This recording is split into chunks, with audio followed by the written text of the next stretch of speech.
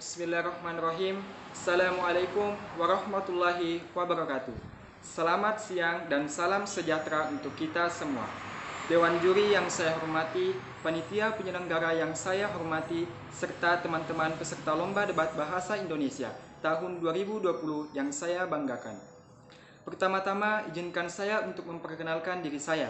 Saya Ibnu Sabil A, perwakilan dari SMA Negeri 4 Baru, Provinsi Sulawesi Selatan. Saya sebagai tim oposisi akan memaparkan definisi serta argumen saya tentang mosi, yaitu Dewan ini menyesalkan narasi Galactic Zoo dan segera menghentikan semua proyek penelitian terkait alien. Terlebih dahulu, saya akan memaparkan latar belakang mosi tersebut, yaitu kebun binatang galaksi bukan barang baru di lingkungan ilmuwan. Ia pertama kali diusulkan pada tahun 1973 sebagai hipotesis kebun binatang, zoo hypothesis. Hipotesis ini menyatakan bumi sebagai planet yang sudah diamati oleh si penjaga kebun binatang yang sengaja bersembunyi dari manusia. Dewan juri yang saya hormati, kemudian definisi mosi tersebut yaitu Galactic Zoo adalah proyek astronomi yang mengajak orang untuk membantu dalam klasifikasi morfologi galaksi dalam jumlah besar. Kemudian itu, sedangkan proyek penelitian merupakan kegiatan penelitian yang dilakukan oleh suatu fenomena yang muncul di masyarakat, kemudian dikembangkan.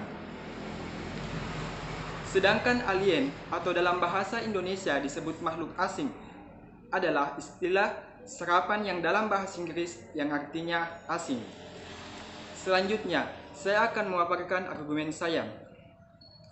Saya tidak setuju dengan mosi tersebut karena saya percaya adanya alien. Sebagai bukti yaitu adanya isu tentang Area 51 pada tahun 1989, seorang pria bernama Robert Lazar mengklaim bahwa dia pernah bekerja di pusat teknologi alien di dalam Area 51. Dia mengklaim telah melihat beberapa foto medis dan alien tersebut dan menyebut bahwa pemerintah menggunakan fasilitas itu untuk memeriksa UFO. Keterkaitan Area 51 dengan alien telah berfungsi sebagai pengalihan isu yang berguna bagi badan intelijen. Pada awal 1950, CIA mengembangkan kantor UFO untuk menangani penampakan benda terbang tak dikenal di Nevada. Ketika orang pertama kali melihat pesawat mata-mata U-2 terbang, tidak ada yang tahu apa yang mereka lihat, kata Josephson. CIA menggunakan informasi ini untuk keuntungan mereka dengan mengembangkan mitologi alien. Kemudian argumen kedua saya itu, zoo hypothesis pertama kali dibahas pada tahun 1970 yang menjelaskan bahwa bumi sedang diamati oleh Galactic Zookeepers yang sengaja bersembunyi dari mata manusia. Pandangan zoo hypothesis ini pada dasarnya muncul karena pertanyaan apakah manusia benar-benar hidup sendirian. Florence Yulin, profesor di National Museum of Natural History di Paris, mengungkapkan bahwa manusia bukanlah salah satunya makhluk yang hidup di alam semesta, dan bumi bukanlah satu-satunya planet untuk berevolusi dan menjadi rumah bagi kehidupan manusia bersama miliaran binatang dan planet.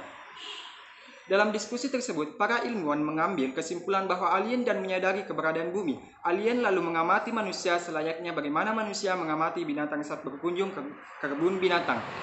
Dilansing dari Forbes, Presiden METI, Douglas Faulkner mengungkapkan bahwa manusia perlu meningkatkan usaha untuk membuat pesan untuk mampu menjangkau para Galactic Zookeepers. Hal ini penting untuk menunjukkan kecerdasan manusia, entah atau benar atau tidak. Namun, bagian alien mengamati manusia memang menjadi misteri dan cukup menakutkan. Pasalnya, mengenai Douglas Faulkner, banyak kemungkinan lain yang bisa terjadi jika benar manusia adalah objek pengamatan para alien.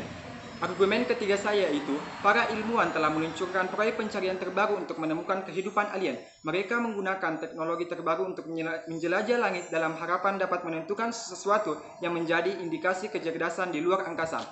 Para peneliti dari SETI Institute yang secara khusus mencari kehidupan alien sedang berburu technosignature atau petunjuk dalam data yang menyatakan bahwa itu mungkin berasal dari tempat tinggal alien. Technosignature bisa berupa apa saja, mulai dari bahan kimia hingga struktur atau sinar laser di planet lain. Dr. Tony, Direktur Nasional Radioastronomi Australian NRO di Virginia, Amerika Serikat, mengatakan bahwa apakah kita hidup sendirian di alam semesta merupakan salah satu pertanyaan paling menarik dalam sains. Para ilmuwan saat berencana mengembangkan sistem yang membantu teleskop Very Large Array di Meksiko. Nantinya ia akan menyediakan data dalam pencarian teknik signatur. Jadi, kesimpulannya yaitu, saya tidak setuju dengan mosi tersebut karena proyek Uni Eropa selama 15 tahun terakhir telah mengeluarkan dana sebesar 300 juta euro atau dirupiahkan sekitar 5 miliar dan 300 proyek penelitian. Bukankah ini sia-sia jika Dewan menyesalkan pemberhentian proyek tersebut? Saya menegaskan bahwa saya tidak setuju dengan mosi Dewan menyesalkan narasi Galaxy Zoo dan segera menghentikan semua proyek terkait alien. Wassalamualaikum warahmatullahi wabarakatuh.